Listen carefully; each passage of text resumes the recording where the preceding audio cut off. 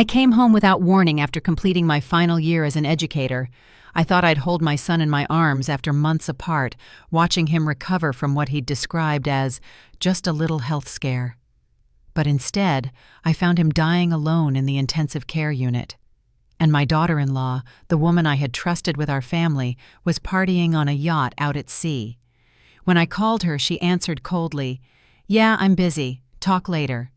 I said nothing, then pulled out my phone and froze all of their accounts. Just 1 hour later, my phone wouldn't stop vibrating with the frantic messages of someone who had ruthlessly left my son to die without peace. My name is Eleanor Davis. I'm 61 years old, a retired school principal who dedicated 40 years to nurturing young minds in the South Side of Chicago. I've guided countless children through their formative years, witnessed the evolution of education through 4 decades, and weathered more classroom crises than I care to count. But never in my life did I imagine the most painful lesson would come after retirement in what should have been my season of peace. The plane from Washington, D.C. landed in San Diego just as dawn broke over the Pacific. The first sunbeam slipped through my window and caught the gold pocket watch my late husband James had given me 30 years ago. The inscription inside read, "For hearts that always find their way home." For 40 years, I lived by that sentiment, creating a sanctuary for children who needed guidance. I just forgot how far my own home had drifted from me. My son Marcus had insisted I attend the National Educator Legacy Award ceremony in D.C. "Mom," he'd said during our last phone call 2 weeks prior, "you've spent your whole life honoring others. Let them honor you for once." His voice had sounded tired then, but he assured me it was just work stress and a lingering cold. As the plane descended, I scrolled through photos of Marcus on my phone. My only child, now 35, with his father's kind eyes and my stubborn chin. In each photo through the years, the same gentle smile. The last image was from his wedding 5 years ago, Andrea radiant beside him in ivory lace, promising to cherish him forever. I tucked the phone away as the wheels touched down. My chest swelled with anticipation.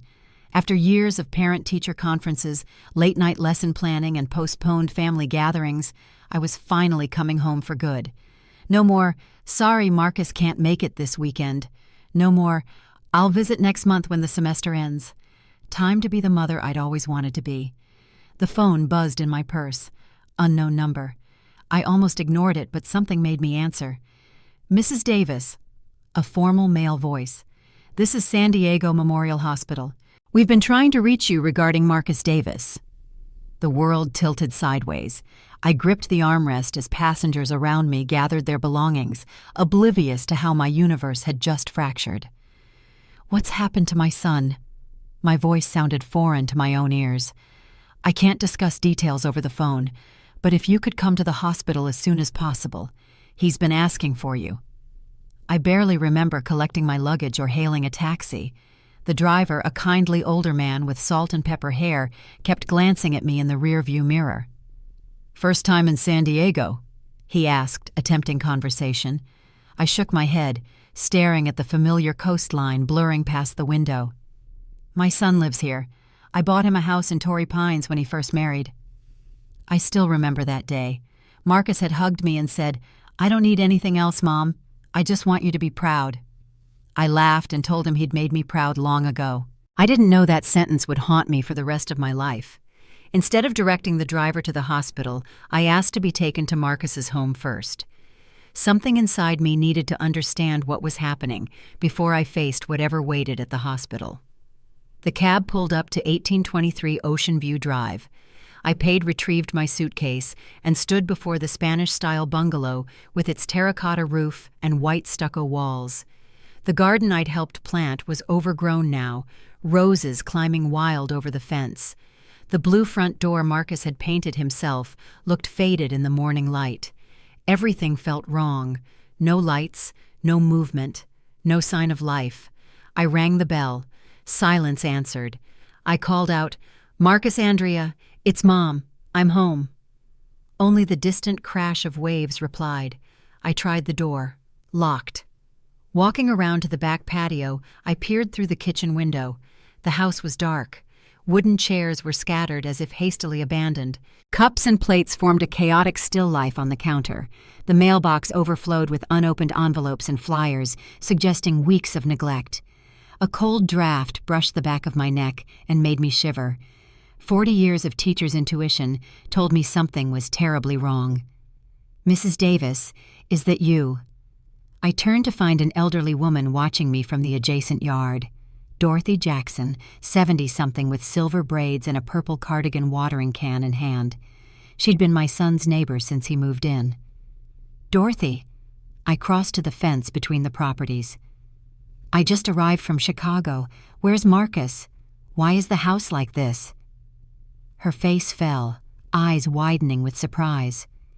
"You didn't know Marcus was taken to the hospital 2 weeks ago. An ambulance came near midnight. I heard it was serious." My heart stuttered. 2 weeks ago? What about Andrea? My daughter-in-law. Dorothy's lips thinned. She set down her watering can and leaned closer to the fence. "She was around the first few days. Then I saw her head out with a group of friends. Just yesterday she posted party photos from Newport Beach Marina." She hesitated before adding, "I thought you already knew." I went numb. My entire body turned to stone. I could hear my heart pounding in my ears, each beat heavy and hollow. "Are you certain Marcus is still in the hospital?" "Yes, San Diego Memorial, downtown." I nodded my thanks and turned away, but my legs wouldn't cooperate. The strength that had carried me through 4 decades of managing unruly classrooms and navigating school district politics suddenly abandoned me. I stood frozen on the stone path, staring up at the window where Marcus once waved goodbye on his wedding day. I pulled out my phone and called Andrea. It rang several times before connecting to pounding music and laughter. "Yeah, Mom." Her voice spilled through the speaker light and unbothered. "I'm busy. I'll call you back." "My son," I said, my voice dropping to the dangerous quiet my students had learned to fear. "I heard he's in the hospital. Andrea." There was a beat of silence. Then her voice floated back airy as cotton candy. "Oh, someone must be exaggerating. I'm offshore right now. I'll check when I'm back." And she hung up. I stared at the screen, the blue glow reflecting on my trembling hand. It felt like the air had been sucked from the world around me. Part of me wanted to scream, but the other part just stood perfectly still, frighteningly calm and clear. I rolled my suitcase to the curb and hailed another taxi. "San Diego Memorial Hospital," I instructed, "as fast as you can." As the taxi pulled away, San Diego slid past the window palm trees and beach shops suddenly foreign to me. I pressed a hand to my chest, trying to steady my breathing. Dorothy's words echoed, "Your son's been in the hospital for 2 weeks." I looked down at James's pocket watch. The minute hand ticked forward 1 notch. 1 hour. That's all it took to go from the airport to home, then from home to the hospital. Just 1 hour, and somehow my whole life had collapsed. San Diego Memorial Hospital rose out of downtown like a giant glass beacon, cold and impersonal under the noon sun. I walked into the main lobby, the smell of disinfectant hanging in the air, as the PA system called out names in steady, emotionless bursts. Nurses with rubber-soled shoes glided across the floor, making the place feel like a precisely ordered world. But inside that order, my heart thrashed like I was stepping into a battlefield of loss. I approached the front desk and set both hands on the cold counter. "Excuse me, I'm looking for a patient, Marcus Davis." The young nurse glanced up, scanned her computer screen, and said softly, "Intensive care, 5th floor, room 512. Just a number, and it crushed my chest. I nodded, whispered, "Thank you," and hurried to the elevators. A soft ding as the doors opened. The mirror inside threw back my reflection. A woman with silver coils framing a face etched by 4 decades of caring for other people's children. Under the dim lights, my eyes looked hollow, my mouth set in a grim line. As the doors slid shut, I inhaled and tried to steady my breathing. With each floor that passed, it felt like I was descending step by step into my worst nightmare. On 5, the doors opened to a long white hallway. Fluorescent lights cast a ghostly sheen on the tile. The steady beep of monitors created a somber rhythm, each tone a knife's edge against my nerves. I walked slowly, my hand tightening around the pocket watch in my jacket, the last thread tying me to the past, to family, to the reason I came home. Room 512 stood slightly ajar. I nudged it open, and a blast of chilled air washed over me with the sharp tang of antiseptic and metal. Marcus, my only son, lay there. He was so thin I had to grab the doorframe to stay upright. His thick black hair was now patchy and dull.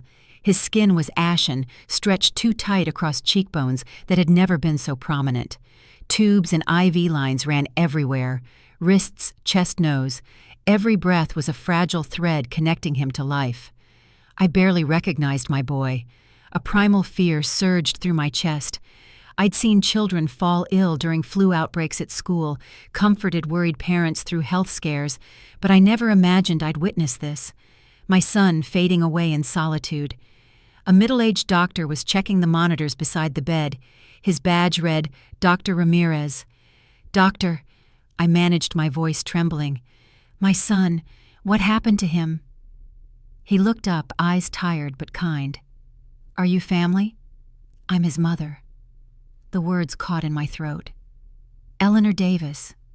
He nodded, closed the chart, and spoke quietly. "Mr. Davis has late-stage stomach cancer. By the time he was brought in, it had metastasized. We can only manage pain and sustain life at this point."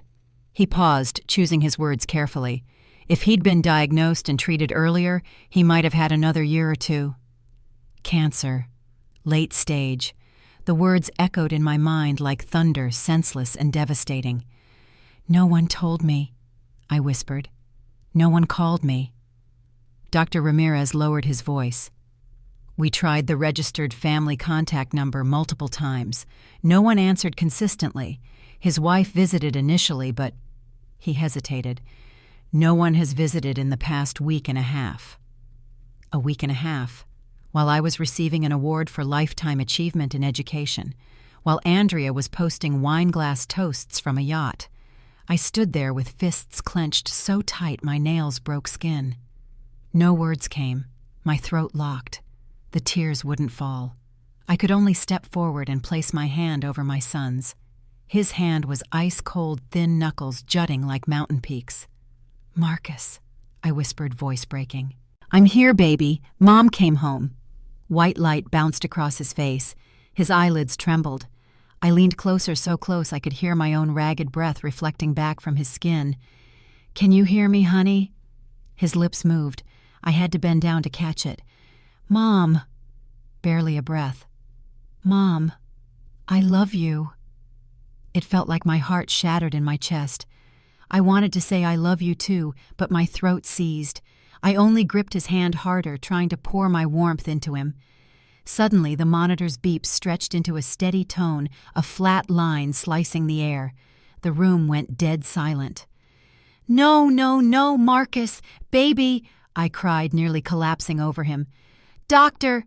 Dr. Ramirez slammed the code button. 2 nurses rushed in with a crash cart. They pulled me back.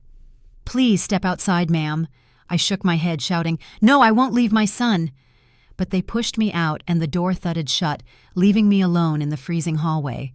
Through the small window, I watched them work. Compressions medications calling his name. It all blurred, waterlogged by tears. 5 minutes, 10 minutes. Finally, Dr. Ramirez stepped out. He peeled off his gloves, face heavy with the weight of what he had to say. "We did everything we could, Mrs. Davis. I'm so sorry." I went completely still. No scream, no collapse, just a terrible vacancy spreading from my heart to the tips of my fingers. I turned toward room 512, the place where my son had just left this world. When the nurse pulled the white sheet over his face, I walked back in. The room was so quiet, I could hear my own heartbeat. I sat beside the bed, lifted the sheet, and smoothed what little hair he had left. He looked peaceful, too peaceful, but I knew that final pain hadn't been gentle. I held his wrist the same place I held when I taught him to ride a bike in the South Side Park, the same place I grabbed to pull him back when he ran too close to Lake Michigan's edge. Now it was cold and still. "You're gone, Marcus," I murmured, voice trembling. "I'm sorry." I wasn't there when you needed me most." A faint draft from the vent stirred the curtain. The cold white light felt like it was shining straight through my soul. I drew a deep breath, tears dropping onto his hand, then lifted my head. I'd learned in 4 decades of education that a teacher doesn't break down when students need guidance. And now I wasn't allowed to fall apart because my final lesson was to uncover the truth about my son's death. I pulled my phone from my jacket and wiped my cheeks with the back of my hand. The screen lit up, reflecting a face I hardly recognized, swollen with grief. Yet the look had changed. No more despair, only cold resolve. I opened my banking app. The words "Joint Account Marcus and Andrea Davis" appeared. I stared for a few seconds, then tapped "Freeze Account." A prompt popped up. "Are you sure?" I pressed "Yes." The screen flashed. "All linked accounts have been frozen." I closed the phone, my hand trembling slightly, but for the first time in hours, I felt myself breathing. Not because I was relieved, but because I had begun to fight. Outside, the sun was sinking behind the hospital, washing the glass with orange light. A nurse passed and gave me a small nod, but I didn't answer. I just stood there looking at the white sheet covering the bed where my son once laughed, once lived, and now only silence remained. I laid my hand on the sheet and whispered, "Rest now, baby. I'll take care of everything." Then I turned away and walked out of the intensive care unit, each step heavier with pain. But inside me, a fire had been lit. This time, I wouldn't fight for a classroom of children. I would fight for justice for my only child. I don't remember how long I stood outside the recovery room after the nurse pulled the white sheet over my son's face. The 5th-floor hallway was still bright, but that white light felt piercing, cold as steel. People walked past, chatting occasionally, laughing softly as if nothing had happened, as if Marcus's death were just another line item in the end-of-day report. I left the ICU and walked down the hall to a row of seats by the window. Outside, the sky was tipping toward evening, the sunset tinting the glass red like spilled wine. My hand trembled as I set my phone on my lap. I took a deep breath and called Andrea again. It rang a few times. Then an electronic dance track burst through busy laughter and clinking glasses mixing with the sound of waves. On the other end, Andrea's voice came through light and flat. "Yes, Mom. What's going on?" I swallowed. My voice emerged hoarse but steady. "Marcus is gone." Silence for a few seconds. I could hear ocean wind people cheering, and then she spoke again, calm to a frightening degree. "Yeah, I'm busy. Talk later." A dry click. The call ended. I sat perfectly still. The hallway noise faded. The world around me stopped in a silence so deep it felt otherworldly. Only my heartbeat remained pounding sharp with pain. I stared at the phone screen. The words, "Call ended," lit up, then went dark. I didn't cry. I couldn't. A mother had just lost her child and still had to hear her daughter-in-law dismiss that death like an inconvenient sales call. I leaned my head against the wall, letting the cold tile sink into my skin. Images crossed over each other in my mind. Marcus as a little boy, laughing while I taught him fractions at our kitchen table. Marcus at 15 hugging me tight when I was appointed principal. Marcus on his wedding day looking at Andrea with complete trust. Now those memories felt like film being burned, only ash remaining. I stood up, straightened my jacket. Air from the vent lifted the hem like a reminder that I still had work to do. On the 1st floor, I found the administrative office. A young staffer met me with tired eyes and asked, "How can I help you, ma'am?" "I'm here to collect the personal belongings of patient Marcus Davis." He nodded, stepped away for a few minutes, then returned with a clear plastic bag. "These are the patient's belongings. We've inventoried them. Wallet, watch, phone IDs." I took the bag with both hands, afraid I might drop it. Through the cloudy plastic, I saw a worn brown leather wallet, the gift I gave Marcus when he turned 18, a silver wristwatch with a scratched crystal. I remembered it was a modest piece he bought after his first teaching job. And the phone with the cracked corner, the one he'd used to send me the last photo of him and Andrea, smiling in front of their new house. I gripped the bag until my fingers went white. Each item was a silent witness to the weeks he'd been abandoned and to Andrea's brutal indifference. "We also have his medical file if you'd like to take it," the the staffer offered. I nodded. A few minutes later, he brought me a thick stack of papers in a hard folder. All treatment information, test results, admission dates. Please sign here. I signed.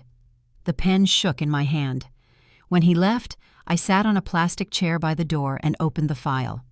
The first page read, Patient Marcus Davis. Diagnosis, stomach cancer stage 4.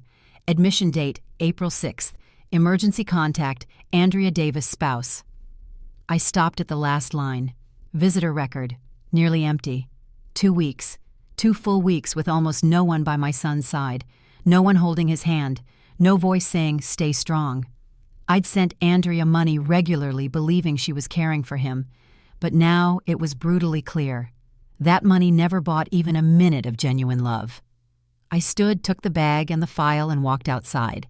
The afternoon sun hit hard enough that I had to squint. People streamed past the hospital entrance, busy living, laughing, kissing each other goodbye, while I stood there with a plastic bag holding all that remained of my child. A sea breeze carried salt and gasoline.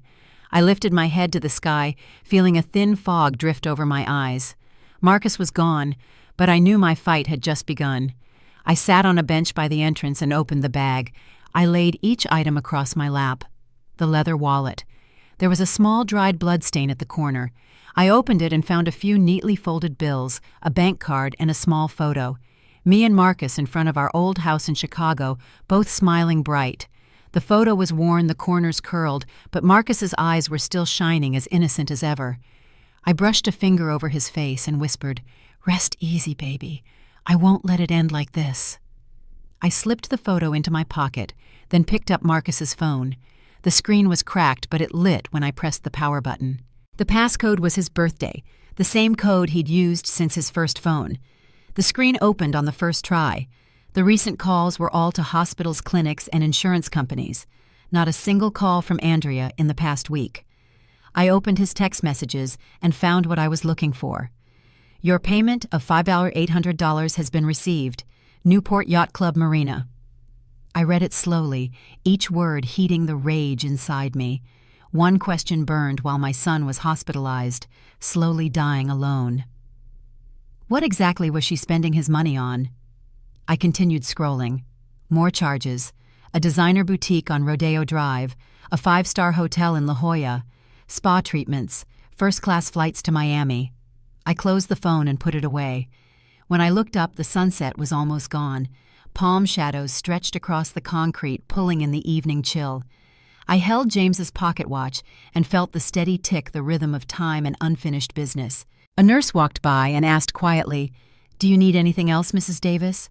I gave a weak smile. "No, thank you. I just need a moment to say goodbye." She nodded and moved on. I stood and slowly made my way to the hospital gate. With each step, my heels echoed on the cold concrete like a slow drum for a funeral march. I stopped at the sign that read, San Diego Memorial Medical Center. Yellow light washed over the metal letters so they glowed in the dusk. I spoke softly, almost like a vow. "Son, I promise she won't touch another dime." I turned and walked away.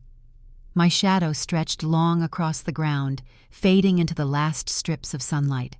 In my hand, the plastic bag rustled a sound heavier than any burden I'd carried in 40 years of education. This time, I wasn't carrying lesson plans or student evaluations, only pain and the resolve of a mother who had been betrayed. Night fell. San Diego's sky hazed with a thin mist, streetlights laying gold down the quiet road. I went back to Marcus's house, the place that was supposed to be his home. 4 decades in education taught me to face anything. Angry parents, budget cuts, troubled students. But tonight, all I felt was cold emptiness. The old key in my pocket felt like lead. When it slid into the lock, the dry click broke the stale air heavy with dust and abandoned dreams. One deep breath wasn't enough to push back the smell of neglect. The room was black. Porch light leaked through the window and drew long gray streaks across the floor. I flipped the switch. A weak yellow bulb flickered and came on, revealing a scene that squeezed my heart. A lipstick-stained wine glass on the table, a moldy pizza box left to rot, a perfume bottle rolling under the sofa. Dust so thick on the floor my footprints were clearly visible where I stepped. There was no sign of illness, no care, no nights spent sitting up for someone you love. Only the leftover trash of parties and guilty silence. On the table buried under fashion magazines and loose papers, a stack of documents caught my attention. Heavy stock stained with dried wine, printed with numbers that chilled me. The first bill was from Marina Bay Charter Service. 3-day yacht rental, $58,000. Next page, Cartier Beverly Hills diamond necklace, $92,500. After that, Hotel La Valencia Presidential Suite, $29,000 per night. Every page carried the same line, paid by Marcus Davis. The numbers lined up neat and cold like a verdict. I paused at the payment dates. My heart dropped. All of them matched the time Marcus was in the ICU, fighting for his last breaths. My eyes burned, but I wouldn't let myself cry. Feelings were useless now. I quietly pulled out my phone and photographed each bill, each number.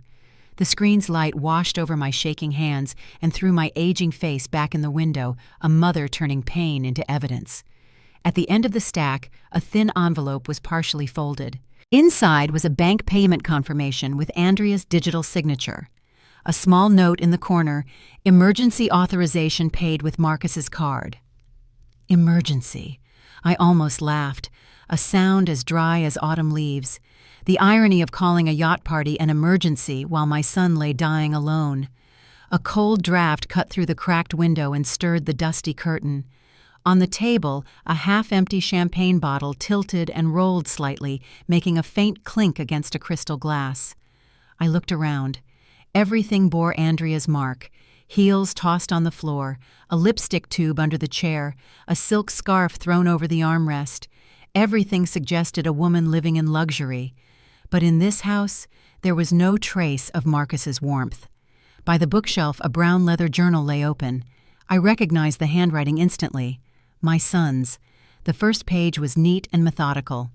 February, Andrea said she needed $30,000 for medical consultations. March, $50,000 for hospital deposits. Insurance denied. April, $40,000 for household expenses while I'm sick. In the margin, a small note with ink blurred by what could only have been tears. She promised she'll pay me back when I get better. The date was 3 days before he was admitted. A sharp ache rose to my throat. Each line felt like a knife pressing into my palm as I held the journal. Marcus still trusted her to the very end, while his money was buying champagne and diamond necklaces. I didn't want to turn the page, afraid the next lines would destroy whatever faith I had left in my son's marriage.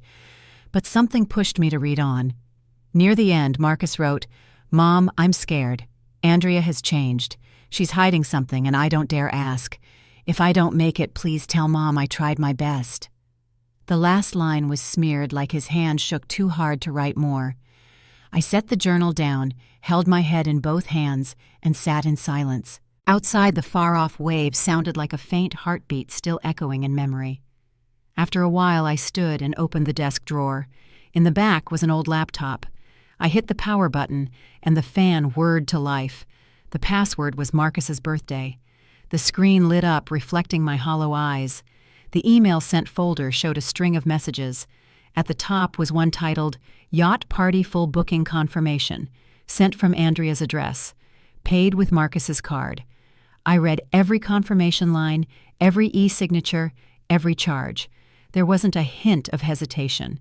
She knew exactly what she was doing and knew no one would check because the only person who could have noticed was lying between life and death. Another attachment was labeled Menu and Guest List. I opened it. First line, Champagne Armand, bring 20 bottles. More than 30 guests, all names I didn't know. I saved everything. The cold light from the screen washed over my face until the whole room felt steel gray. What I felt wasn't rage anymore. It was a cold, absolute resolve. As I stepped away from the desk, a glint in the cabinet corner caught my eye. A frame lay face down, glass cracked. I picked it up. It was a wedding photo. Marcus smiling gently, Andrea leaning on his shoulder, eyes sweet for the camera. On the back, a handwritten line, "To my forever partner." I let out a quiet laugh. No sound, just bitterness stuck in my throat. The night deepened. Moonlight slid through the curtains, tracing the stained walls where my son's memories used to hang. I moved through the house, collecting every piece of evidence: bills, photos, notes, emails. I saved it all into one folder on my phone and named it simply for Marcus. When I finished, I sat by the window. Outside, the sea hummed low, the familiar sound of waves against the shore. I opened the leather journal again, my hands shaking as I read the last line. "Mom, if I don't make it, please forgive me for loving the wrong person." My throat tightened. I ran my fingers softly over the line, then closed the journal and spoke to the empty room barely above a whisper. "No, Marcus, I won't forgive her. Not yet." I stood and stepped out of the house. The ocean wind hit hard, mixing the smell of salt with jasmine from the front yard. Yellow light washed across the half-broken house number. The remaining digits swung in the wind, creaking with a sad little groan. On the empty street, my shadow stretched long across the ground, dragging along pain and silence. In my hand, James's pocket watch kept ticking tiny beats, cutting through the night like a countdown to what was coming. I stopped at the gate and looked back at the house drowned in darkness. Every door, every window frame told its story in the quietest way. The story of a man betrayed in his own home. I gripped my phone and looked down at the photos I'd just saved. Bills, the journal emails, social media posts.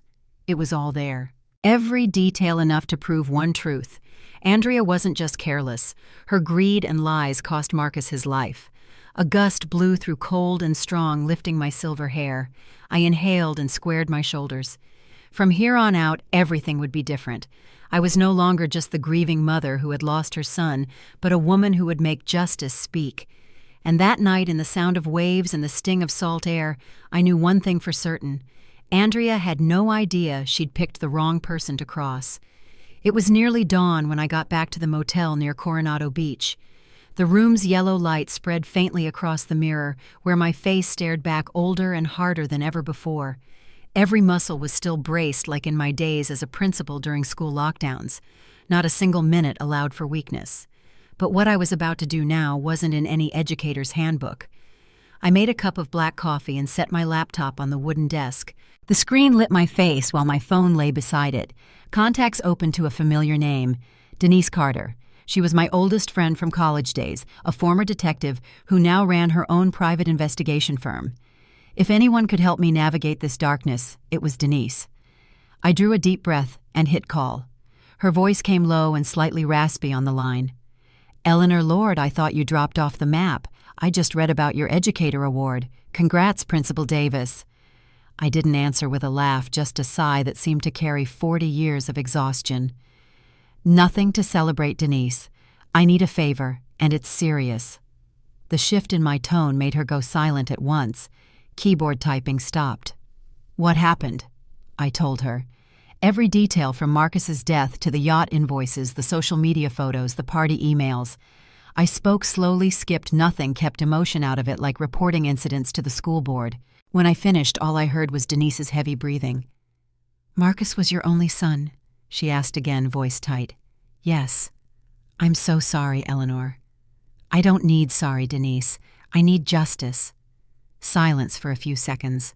Then she spoke softly, almost like a vow. "Okay, tell me what you need me to do." I opened my bag, took out the file I'd compiled, and sent every image and document through an encrypted email. The subject line was simple: for Marcus. "Can you verify the financial trail?" I asked. "I need to know exactly where his money went and when." "Yes, I have contacts at several banks. Give me 24 hours. And Eleanor." "Yes. You're going to need legal help. This isn't just about missing money. This is about abandonment that may have contributed to premature death." I exhaled and kept my voice steady. "Do you know anyone?" "Terrence Wilson. He specializes in elder abuse and financial exploitation cases. He's tough, relentless, and he doesn't back down from complex cases." I checked my husband's pocket watch. The second hand crept. Each tick felt like a tight heartbeat in the silence.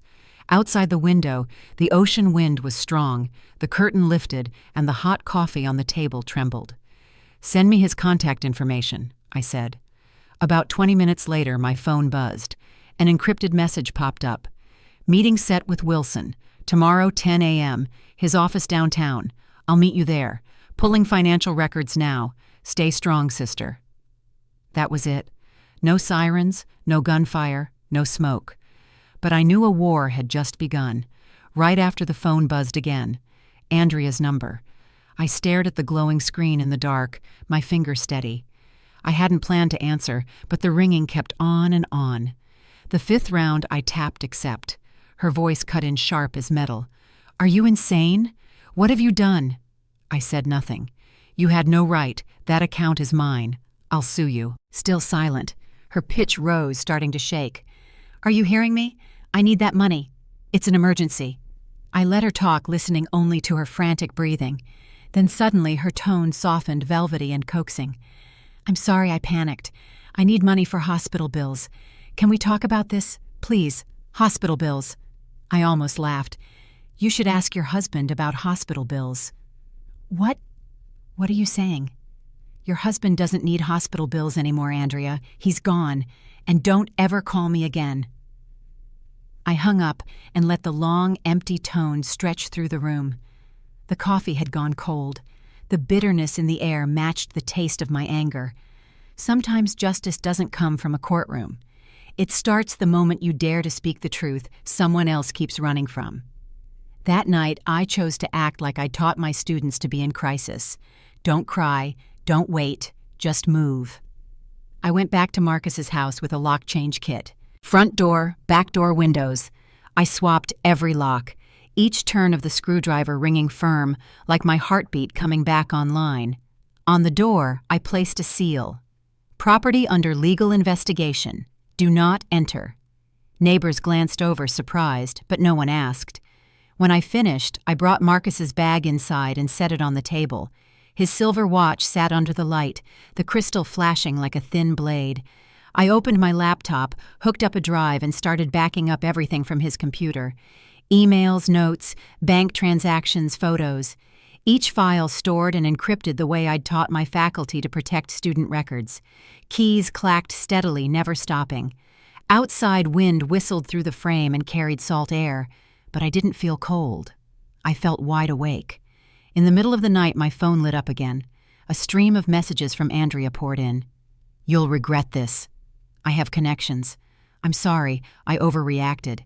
Please, I need money urgently. Can we talk?" The lines danced on the screen, mixed with pleading emojis and fake hearts. I watched them for a long moment, then locked the screen. No reply, no emotion. Only one rule in my head. Don't negotiate with someone who betrayed your child. Close to 3 a.m, the last backup finished. I closed the laptop and leaned back. On the table, papers, bank cards, and Marcus's leather journal lay side by side like soldiers in formation. Outside, the ocean started to kick up.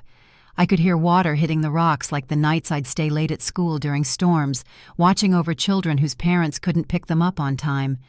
Just me in the darkness keeping them safe. But this time, I couldn't keep my own son safe. And that knowledge burned inside me like acid. I poured more coffee and looked out the window, now glowing with first light. Thin rays slipped through the haze and fell across the line I'd written in my notebook. Day 1 without Marcus. Day 1 of fighting back. On the table, James's pocket watch ticked evenly. I flipped it open and read the engraving. "For hearts that always find their way home." For the first time, I understood it completely, because this time I wasn't coming home to rest. I came home to fight not with a teacher's ruler, but with the truth. I stood shut the laptop and looked around the quiet room. On the door, the legal seal caught the morning light like a warning. I inhaled and felt my blood heat up again, each beat strong, decisive. A new war had begun, and I knew there are battles a mother wins with mind and will, no shouting needed. On the first day of the preliminary hearing, San Diego lay under a gray rain. The sky was heavy droplets clinging to the car windows like a thick veil. I sat in the passenger seat of Denise's black sedan, hands clasped on my knees, eyes fixed on the county courthouse, a white building with wide steps, and the American flag snapping in the damp wind. Terrence Wilson met us at the gate. He wore a charcoal suit, his salt and pepper hair cropped close, eyes sharp behind rimless glasses. "Mrs. Davis," he said, shaking my hand firmly. "Denise briefed me. We've got a strong initial case for financial exploitation." "I want everything frozen," I said. "Everything she touched, everything she took." He nodded, opened his case, and checked the file one last time. "Today is just a preliminary hearing to maintain the freeze on the accounts. The judge will determine if there's enough evidence to proceed with a full investigation." I squeezed his arm lightly. "I don't need a win today. I need the truth to be heard." He gave me a look that said more than any comfort could. Inside the courtroom, air was thick. Rain tapped against the high windows while spectators murmured in muted tones. When the back door opened, Andrea walked in. Designer black dress, soft curls, makeup crafted to look tired and grieving. But the flicker at her lips told a different story. She glanced at me, then looked away and glided to the defense table. Her lawyer, a young man in a bright blue tie, nodded to the judge and said crisply, "Your Honor, my client is in deep emotional distress after her husband's death." Wilson didn't look over. He stood straight, his words clear and clipped. "And her spending habits may have contributed to that death." The room froze. I could hear my own breathing. The judge, a stern-eyed, middle-aged woman, tapped her gavel. "Mr. Wilson, present your evidence." Wilson opened his laptop connected to the courtroom display. The projector light filled the space, reflecting off the wall and every face watching. He spoke slowly with the force of someone who'd tried hundreds of cases. "Exhibit 1, the bank statements of the deceased Marcus Davis, who passed on April 18th. Every transaction from the start of the month through admission was executed by his wife, Andrea Davis. Total spending over 3 weeks is nearly $450,000, including yacht rentals, jewelry, and luxury hotels." Andrea smirked softly and leaned toward her lawyer as if this were all a misunderstanding. Wilson went on. "Exhibit 2, public social media posts and photos by the defendant during the same period. Please look on the screen." Andrea appeared, red wine in hand, sunlight on tanned skin, beaming among friends.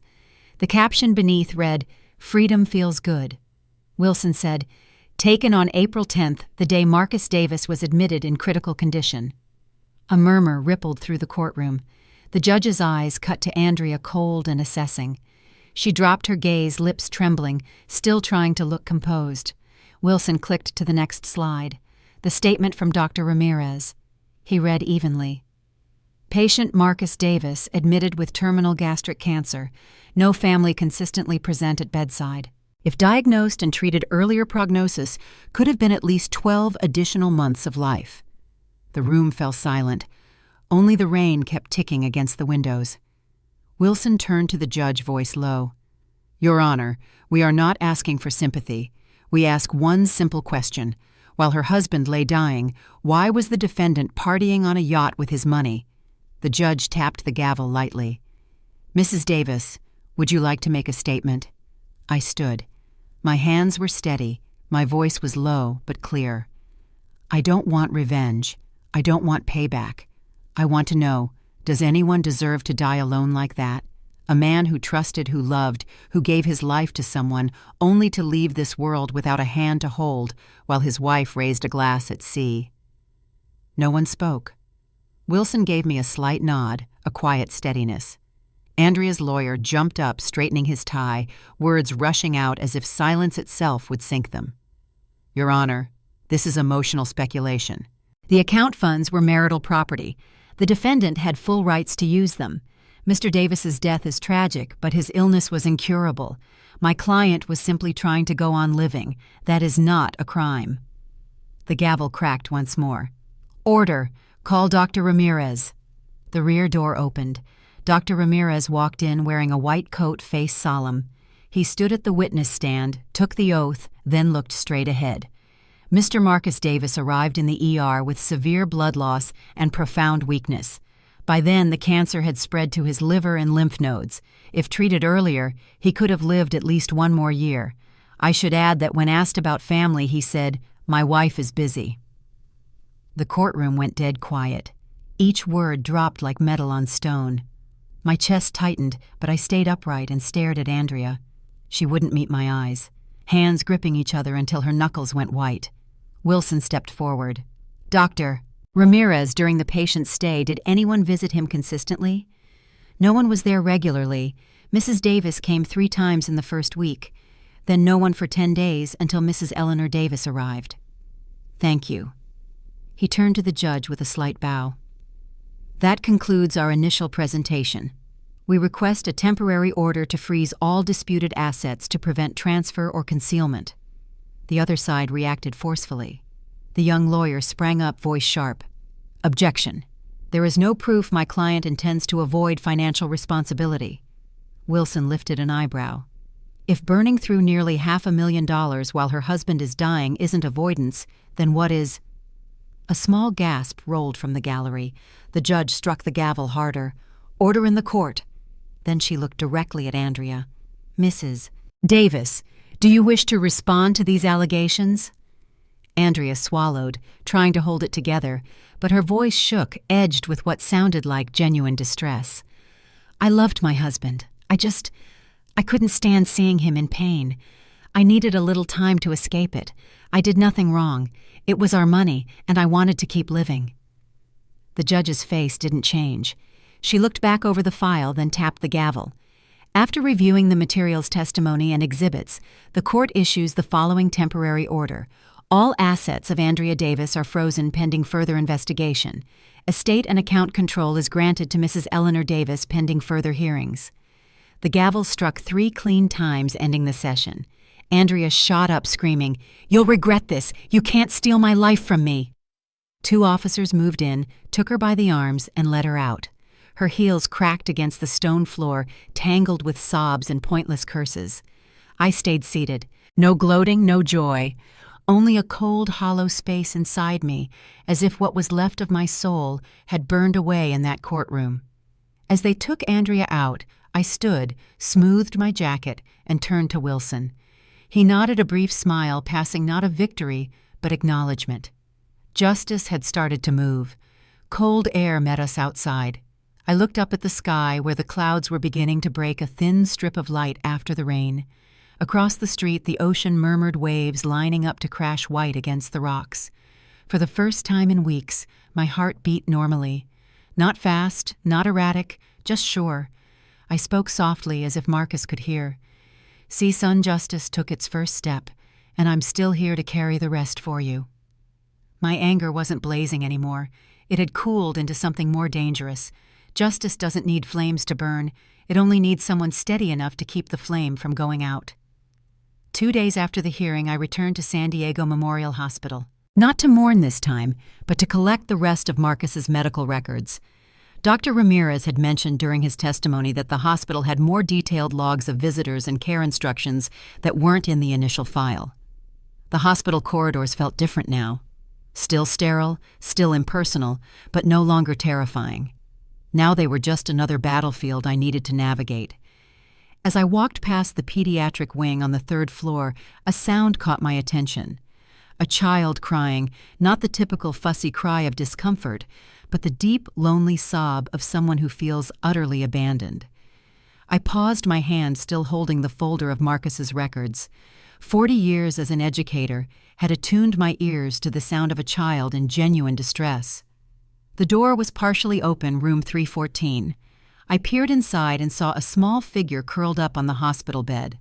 A little girl, maybe 7 or 8 years old, with dark skin and a headscarf covering what appeared to be hair loss. She was alone, clutching a tattered stuffed rabbit's shoulders, shaking with each sob. Without thinking, I knocked gently on the doorframe. The crying stopped abruptly.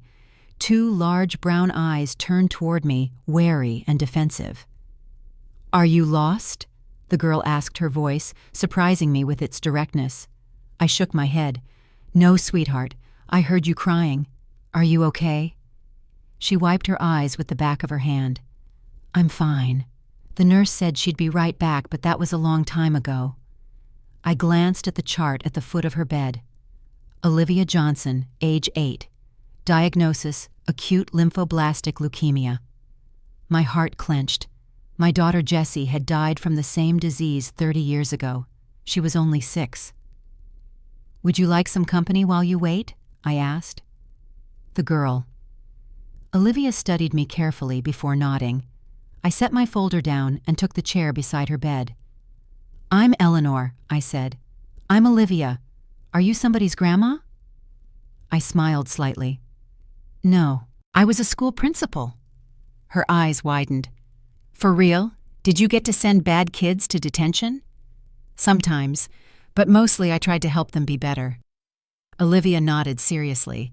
"That's good. My teacher says everyone deserves a chance to be better." Just then, a nurse hurried in looking flustered. "I'm so sorry, Olivia. We had an emergency down the hall." She noticed me and frowned slightly. "Are you family?" Before I could answer, Olivia spoke up. "She's keeping me company. She used to be a principal." The nurse relaxed. "Thank you for sitting with her. We're short-staffed today." I nodded and stood to leave, but Olivia caught my hand. "Will you come back sometime? Nobody visits me except doctors and nurses." The question sliced through me. I saw Marcus again in my mind, my son on that hospital bed alone with no one there. "Where are your parents, Olivia?" I asked softly. The nurse answered for her. "Olivia is in the foster system. Her parents died in a house fire last year. Her foster family—" She hesitated, glancing at the child. "They find it difficult to manage her medical needs. They rarely visit." I sat down again, took the small hand in mine. "Yes, Olivia, I'll come back to visit you." Her smile was like sunshine breaking through storm clouds. As I left the pediatric wing, I found myself stopping at the nurse's station. "Excuse me, could I speak to someone about Olivia Johnson's case?" An older nurse with kind eyes looked up. "Are you family?" "No, but I'd like to help her. I lost my daughter to the same disease years ago." Her expression softened. "That's very kind. Let me call social services. They can tell you what's allowed." 20 minutes later, I was sitting with Maria Santos, the hospital social worker. She explained Olivia's situation in more detail. Her foster family took her in before the diagnosis. When she got sick, they became overwhelmed. They still have legal custody, but they've essentially abandoned her care to the state. "Can I visit her regularly? Read to her? Bring her things?" Maria nodded. "Yes, that would be allowed and welcome. Olivia has had very few consistent visitors." I thought about Marcus's journal entry.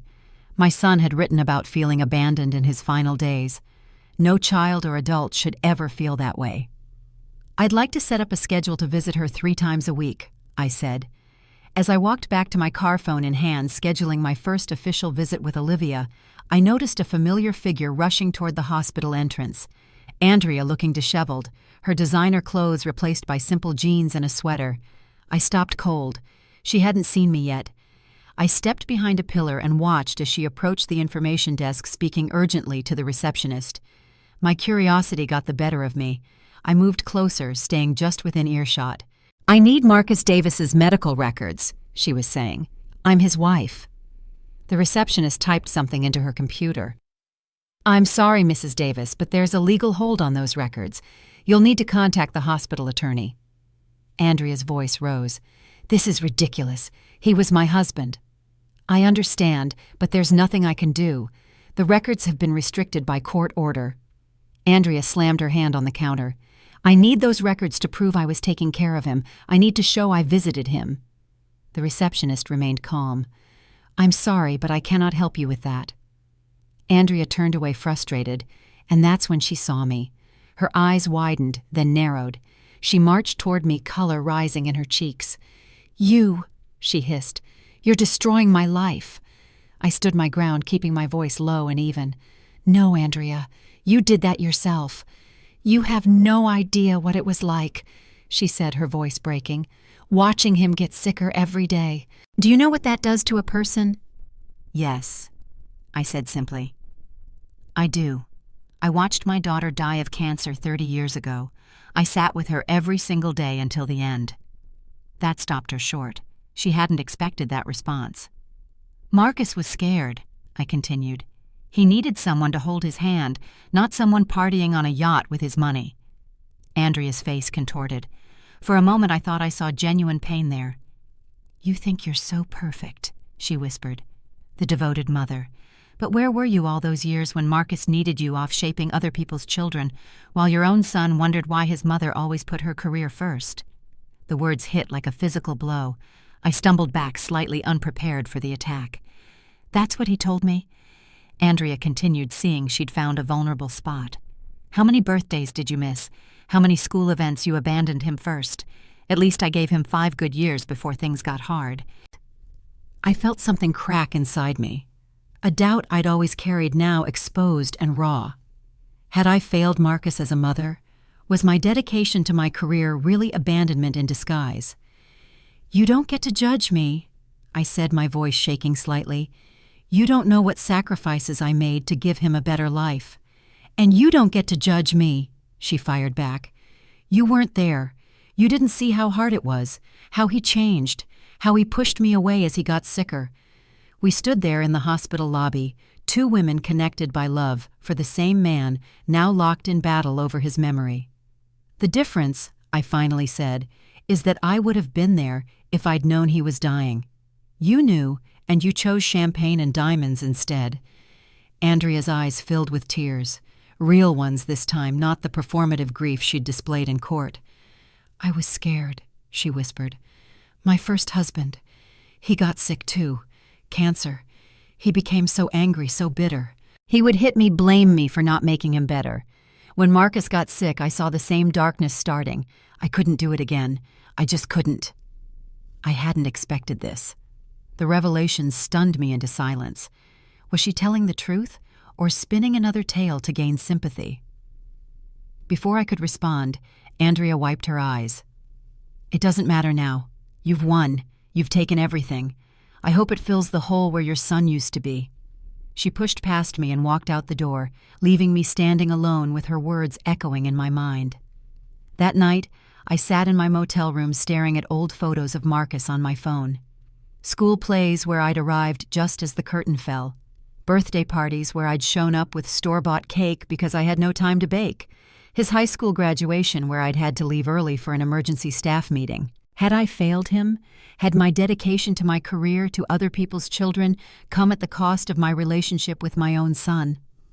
I opened his journal again, flipping through the pages, looking for any sign of resentment, any hint that he'd felt abandoned by me. Instead, I found an entry from 2 years ago. Mom called today. She's being honored at the district level again. Sometimes I think she doesn't realize how incredible she is, how many lives she's touched. Dad would be so proud of her. I know I am. She taught me what it means to have purpose, to make a difference. I hope someday I can be half the person she is. Tears blurred my vision. I closed the journal and held it to my chest. Whatever mistakes I'd made as a mother, whatever times I'd been absent, Marcus had understood. He had seen the love behind my choices. Andrea's words lost their sting. She'd tried to wound me with doubt, but Marcus's own words had healed the injury before it could fester. The next morning I received a call from Denise. Eleanor, we found something. I need you to come to Wilson's office right away. An hour later, I sat across from both of them watching as Denise pulled up records on her laptop. Andrea Davis was married twice before Marcus, she said. Her first husband died of pancreatic cancer 7 years ago.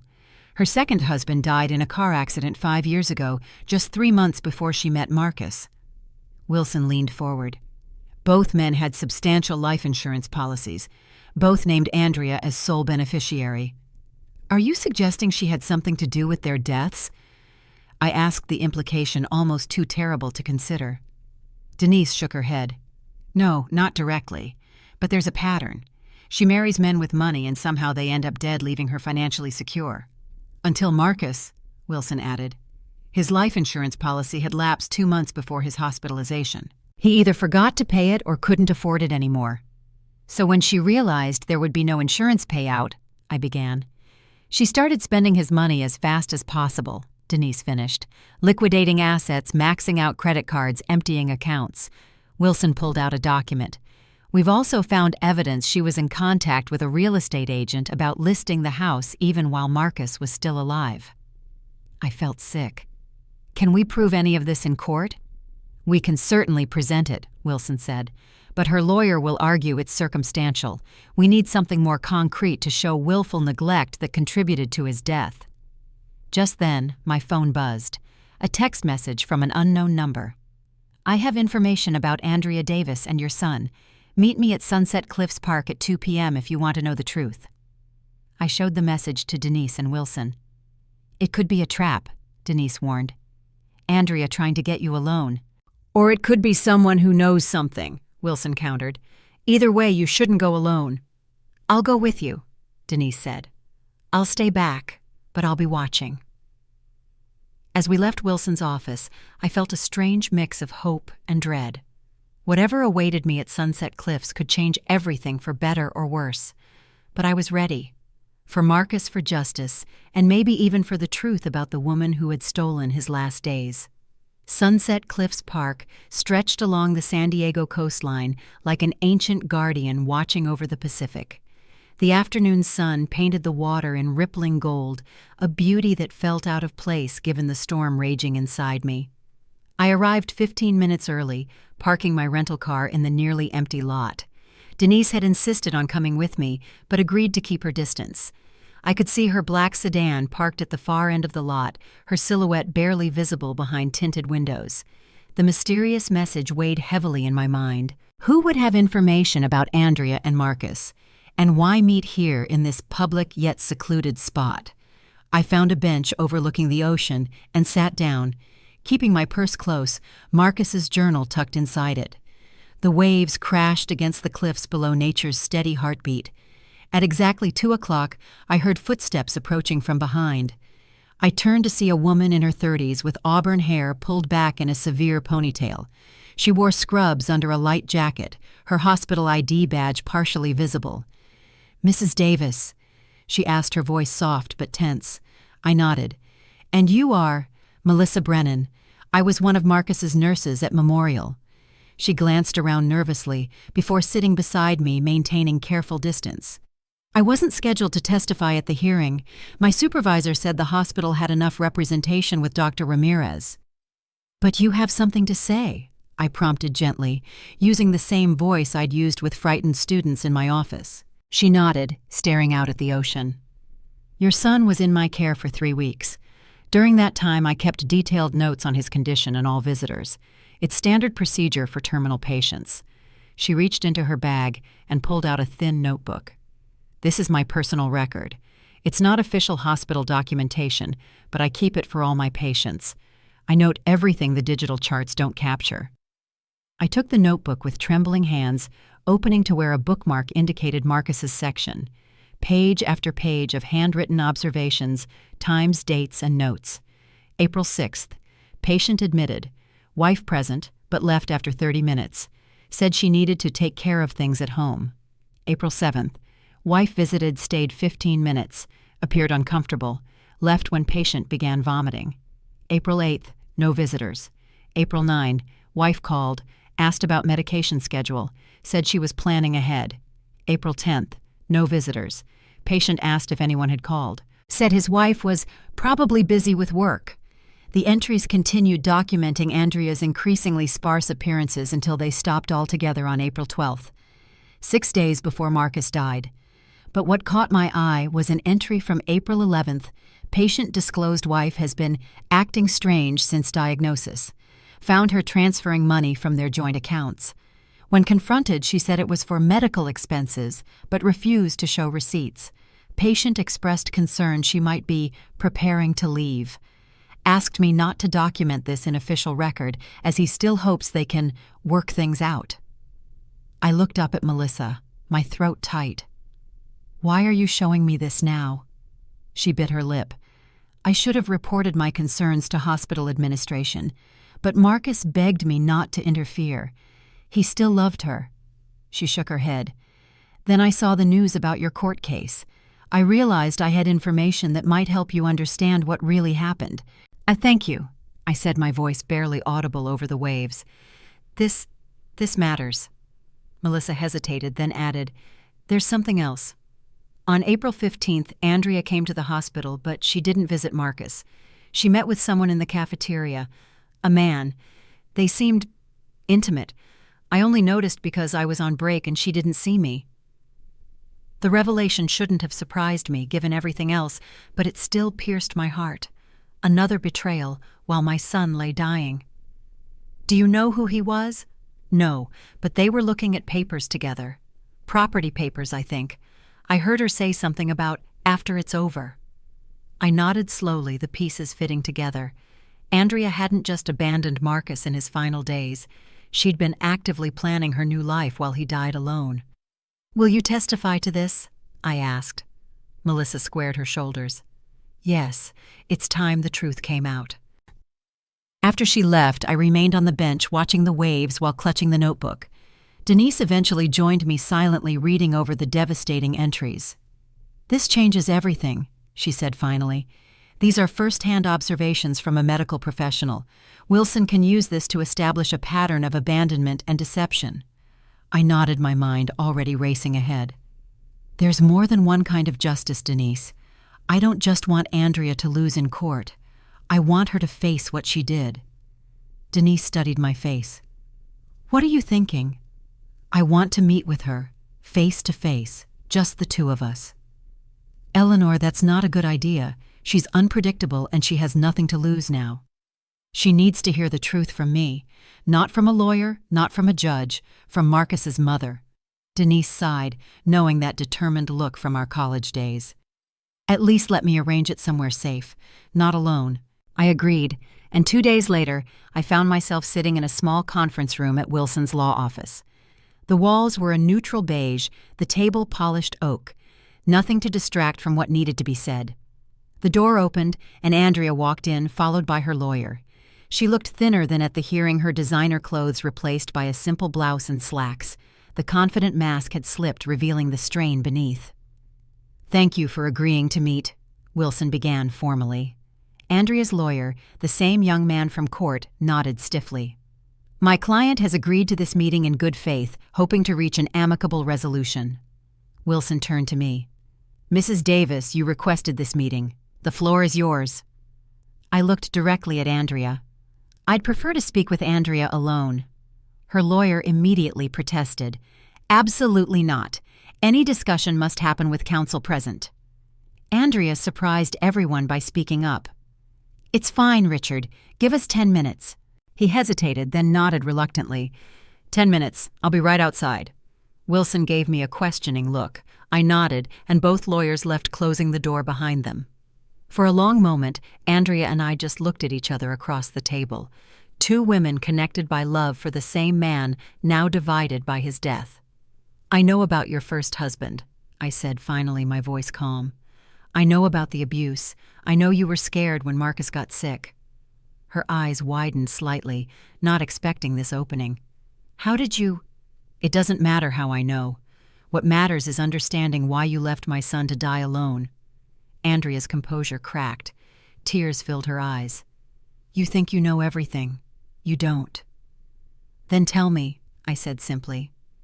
Help me understand how the woman who promised to love my son could abandon him when he needed her most. She stared down at her hands. My first husband, Daniel, was diagnosed with pancreatic cancer 6 months after we married. At first he was brave positive. Then the pain started. He became someone else, cruel, violent. Her voice dropped to a whisper. He would grab me, hurt me, blame me for not making him better.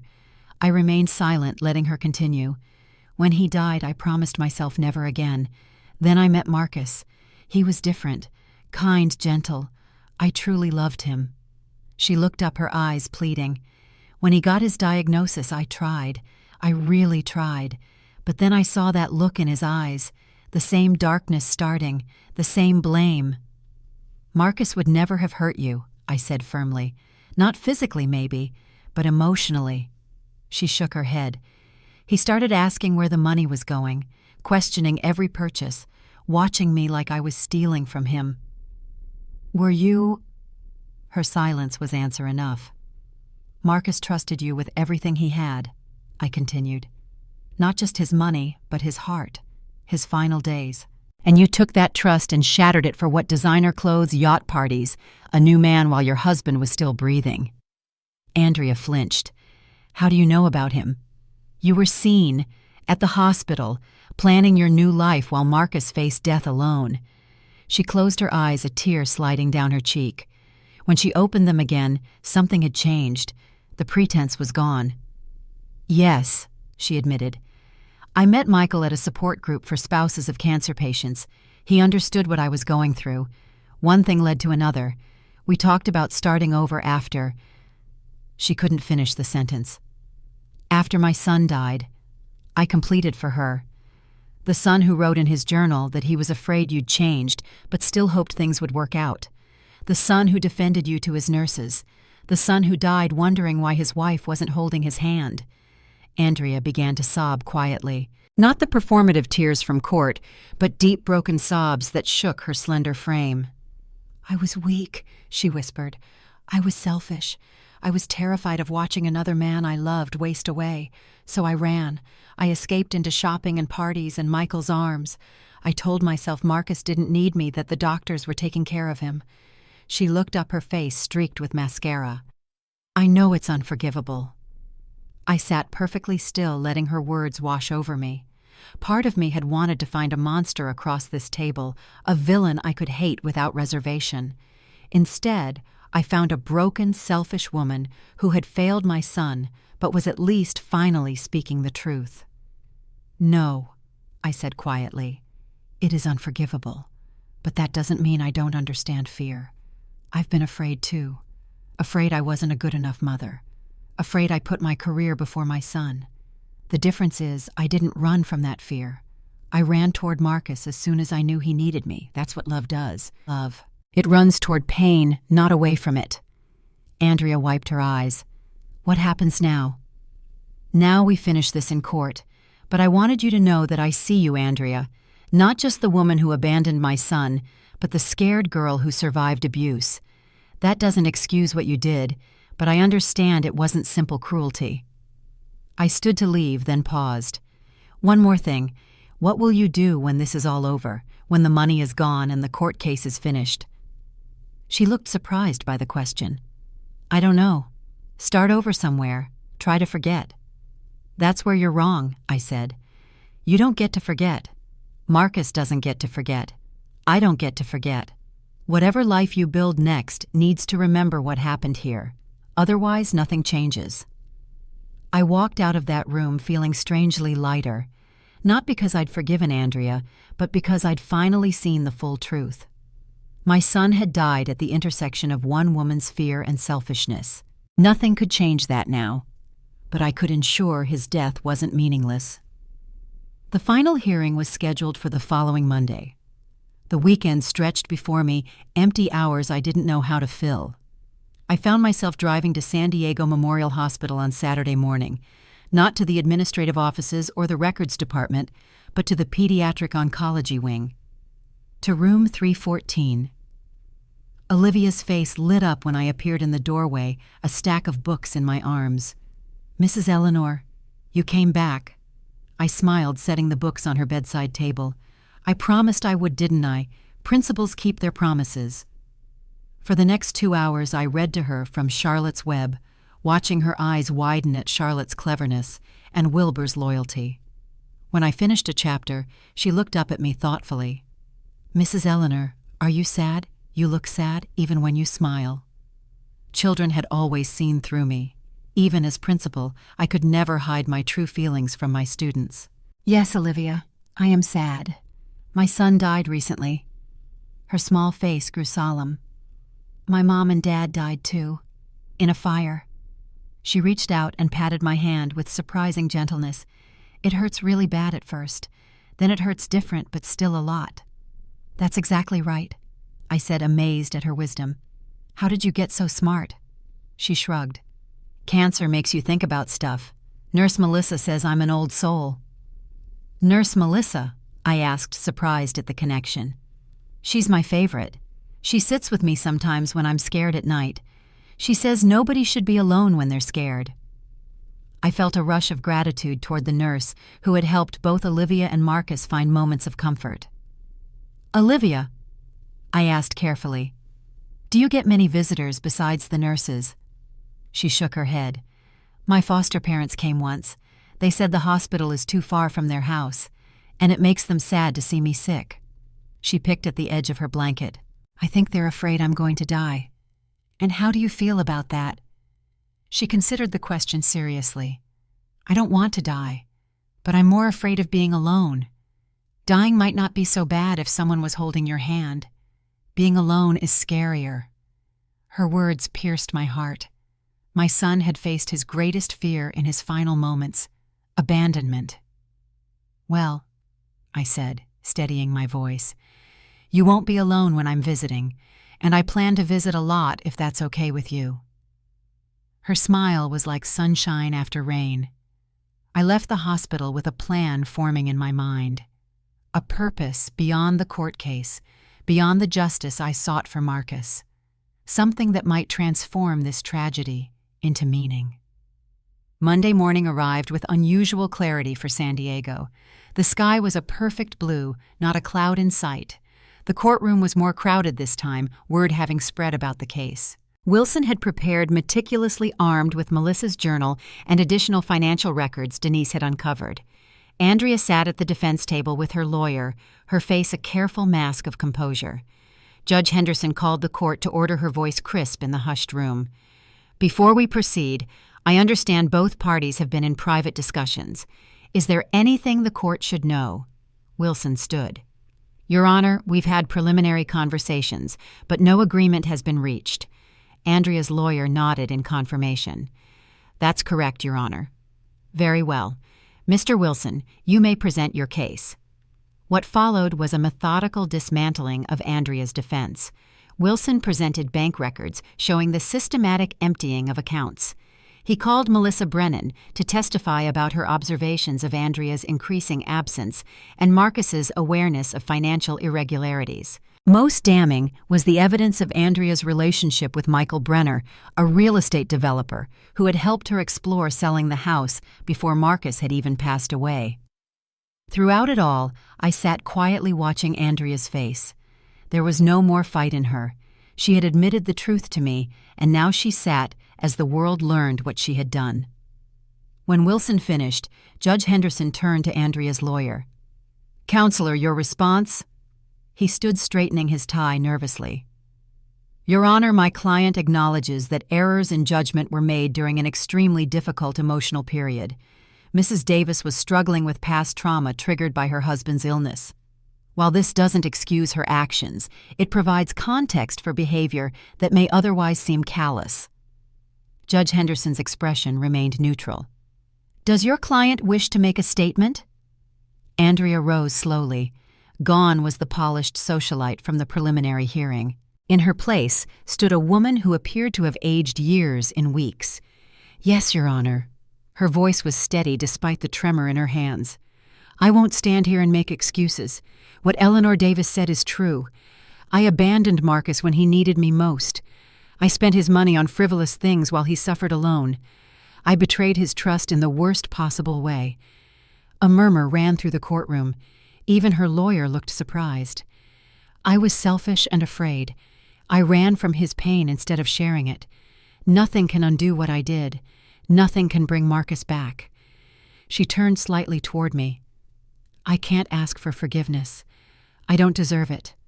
All I can say is that I'll live with this guilt for the rest of my life." Judge Henderson studied her for a long moment. "Thank you for your honesty, Mrs. Davis. Mrs. Eleanor Davis, would you like to make a statement?" I stood feeling the weight of all eyes in the courtroom. "Your Honor, when I first learned what happened to my son, I wanted justice. I wanted punishment. I wanted Andrea to feel the pain Marcus felt dying alone while she enjoyed the fruits of his labor." I paused, gathering my thoughts. But standing here today, I realize that justice isn't always about punishment. Sometimes it's about truth. Sometimes it's about making meaning from tragedy. I looked at Andrea directly. "I will never forgive what happened to my son, but I choose not to let hatred consume what's left of my life." I turned back to the judge. "I ask the court to return control of Marcus's estate to me, not for my benefit, but to establish the Marcus Davis Foundation for patients facing cancer alone, so that no one else has to die the way my son did without a hand to hold." Judge Henderson nodded thoughtfully. "A commendable purpose, Mrs. Davis. She turned to Andrea. "And what do you propose should happen with the assets you controlled?" Andrea looked up, a flicker of something almost like hope crossing her face. I would like to contribute whatever I can to the foundation, not to clear my conscience, but because it's what Marcus would have wanted." The judge considered all that had been presented, then delivered her ruling. The court ordered all assets returned to the estate, with 70% designated for the Marcus Davis Foundation and 30% remaining with Andrea contingent on her providing 1,000 hours of community service at cancer treatment facilities. As the gavel fell finalizing the decision, I felt no triumph, no vindication, only a quiet certainty that Marcus would approve of this resolution. Outside the courthouse, reporters gathered hungry for comments. I declined to speak, letting Wilson handle the press. As I walked toward my car, a voice called my name. Andrea stood a few feet away, uncertainty written across her face. "Eleanor, thank you for not taking everything." "I didn't do it for you," I said simply. "I know." She hesitated. "What will you do now?" "Start the foundation. Visit a little girl named Olivia who's fighting cancer alone. Find purpose again." She nodded. "I meant what I said about helping, not just the community service hours. If you ever need anything." I studied her face, searching for manipulation and finding only genuine remorse. "Start by helping yourself, Andrea. Face your fears instead of running from them. That's how you honor Marcus's memory." She nodded, tears spilling down her cheeks, then turned and walked away. 1 month later, I stood in the freshly painted living room of Marcus's house. Gone were the wine stains and discarded luxury items. In their place, warm colors and comfortable furniture. Photos of Marcus throughout his life lined the mantel, his smile preserved in each frame. The doorbell rang. Maria Santos from Hospital Social Services stood on the porch with Olivia beside her, a small suitcase in her hand. "Are you ready?" Maria asked both to me and to Olivia. The little girl nodded, her eyes wide as she took in the house. "This is where I'm going to stay. For as long as you want," I said, kneeling to her level. "This is your home now, Olivia, for weekend visits at first, then hopefully, if the fostering process goes well, permanently." She studied my face with that old soul wisdom. "Because you're alone, and I'm alone." "Yes," I admitted, "but also because I think we could be good for each other. I have a lot of love left to give, and you deserve to receive it." She nodded seriously, then surprised me by throwing her thin arms around my neck. "I think your son would be happy about this." "I think so too," I whispered, holding her carefully, mindful of the IV port still in her chest. We spent that afternoon arranging her things in what had been Marcus's room. I'd painted it sky blue, her favorite color, with stars on the ceiling that glowed in the dark. "So I never have to be afraid of the dark," she explained as she helped place star stickers and constellations she'd memorized from a library book. That evening we sat on the back patio watching the sunset over the Pacific. Olivia's head rested against my shoulder, her body tired from the excitement of the day. "Mrs. Eleanor." "Yes, sweetie. Can I call you Grandma? Not now, but maybe someday?" My heart swelled. "I would be honored whenever you're ready." She smiled, satisfied, and turned her attention back to the horizon, where gold and purple painted the sky. 2 days later, I received an unexpected email from Melissa Brennan. The Marcus Davis Foundation had received its first substantial donation from an anonymous source. The amount exactly matched the 30% of assets Andrea had been allowed to keep. The foundation grew quickly over the following months. We established a volunteer program pairing cancer patients with companions who would sit with them, read to them, hold their hands during treatments. No one would face cancer alone if we could help it. Olivia's treatments continued grueling, but increasingly promising. Her doctors spoke cautiously of remission of a future beyond hospital walls. I attended every appointment, held her hand during every procedure, and read to her every night. 6 months after the court case, I stood at the front of a small gathering at San Diego Memorial Hospital. The newly established Marcus Davis Companion Wing was being dedicated a space where family members could stay close to their loved ones during extended treatments. As I cut the ribbon, I caught sight of a familiar face in the crowd. Andrea, now volunteering 3 days a week in the pediatric oncology department, stood quietly at the back. Our eyes met briefly, a moment of shared recognition. Later, as the crowd dispersed, she approached cautiously. "It's beautiful," she said, gesturing to the new wing. "Marcus would be proud." "Yes, he would," I agreed. "How's Olivia doing?" she asked. "Better every day. The doctors are optimistic." Andrea nodded. "I see her sometimes when I'm volunteering. She has your strength." I smiled slightly. "She has her own strength. I'm just privileged to witness it." We stood in awkward silence for a moment. "I never thanked you," Andrea said finally. "For what?" "For showing me a way to live with what I did. For giving me a chance to try to be better." She hesitated. "I know we'll never be friends. I know what I did is unforgivable. But working here helping people face what I ran from, it's the only thing that makes sense now." I studied her face. The remorse seemed genuine, the growth real. "We all have our own paths to redemption, Andrea. I'm glad you found yours." And that night, as I tucked Olivia into bed, she asked me to tell her a story about Marcus. It had become our nightly ritual, my way of keeping him alive in our new family. "Tell me about when he was my age," she requested, snuggling under her star-covered blanket. "When Marcus was 8, I began, he found an injured bird in our backyard. The poor thing had a broken wing. Most children would have been sad but moved on. Not Marcus. He built a little shelter for it, researched how to care for injured birds, and nursed that creature back to health over 6 long weeks." Olivia smiled. "He was kind, like you." "Yes, he was very kind. When the day came to release the bird, I thought he'd be sad. Instead, he said something I've never forgotten. He said, 'Mom, loving something means wanting it to be free and happy, even if that's not with you.'" Olivia considered this.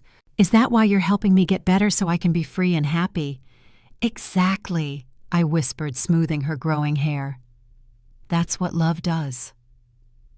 After she fell asleep, I sat on the back patio, James's pocket watch in my hand. The inscription caught the moonlight. "For hearts that always find their way home." I finally understood what those words truly meant. Home wasn't a place. It wasn't even a person. Home was purpose. Home was love that remained even after loss. Home was creating meaning from pain. In the distance, the Pacific stretched endlessly, waves rhythmically meeting the shore, like life itself, always continuing no matter how much loss lies behind.